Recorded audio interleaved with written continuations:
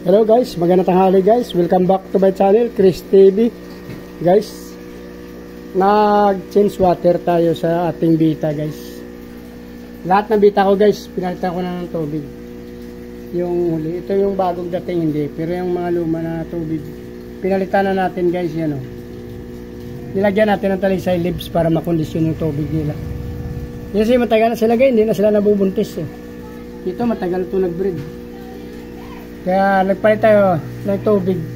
Baka sakali mabuntis na ulit yung ating mga female. Ito guys yung ating mga female. Isa, dalawa, tatlo, apat. Apat yung female natin guys na adult na. Tapos anim yung ating male. Isa, dalawa, tatlo, apat, lima, anim. Lima guys. O pang-anim pala guys, meron pa dito isa. Yan o.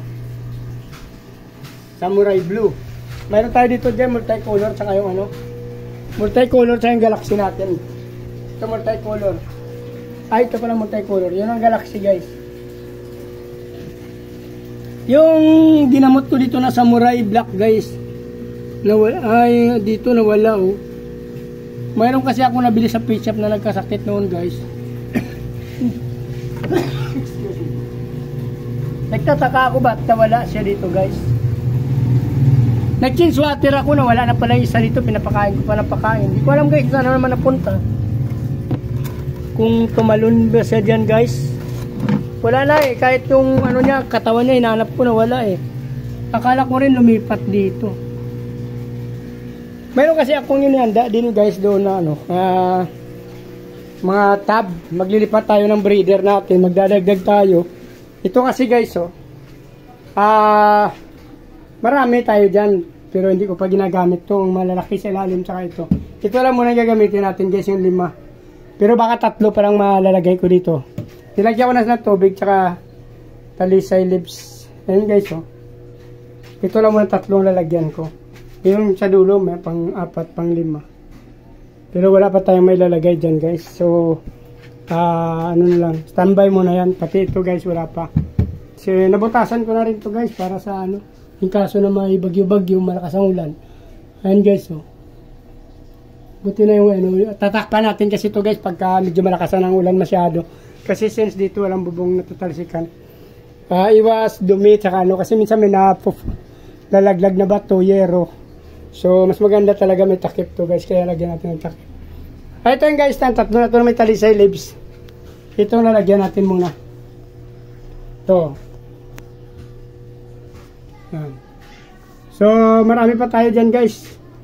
Pero since wala pa naman tayo ililipat pa ngayon, huwag na natin galawin yung nandun na sa likod tsaka sa ibabaw. Sa maganda pa naman yung pwesto nila doon.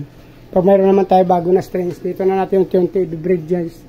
O kaya pag nag ano yung maliliit natin na mabagong panganak para mabilis sila lumaki, dito natin ililipat sa ating grow out. Ayan guys yung pinagawa natin ng isang araw at napinturahan. Kinita lang ito sa likod ng bahay ko. Ginawa kong grow out since wala namang gamit. Ito yung labahan, yung karugtong niya, labahan. Ayan, gripo. Labahan. Nilagyan ko na ito ng stock water guys, yung aking mga tabs. So, kuha na tayo ng ano guys, ating breeder sa taas. So, update ko na lang kayo mga guys sa breeder natin na ilalagay. Kung anong makuha ko doon sa taas. Hatiin ko kasi yung mga nandun, mag-iwan tayo at kukuha rin ng iba para ilalagay dito. So, dito na lang muna guys. Update ko na lang kayo ulit mamaya. So, please like, follow, subscribe mga guys. Hindi pa nakapag-subscribe for another content. Marami pa tayong video na ipopost guys. Sa aking mga subscriber, maraming salamat. Sa mga may mga suggestion sa comment down below lang guys. Mabuhay kayo hanggang gusto nyo. Bye bye.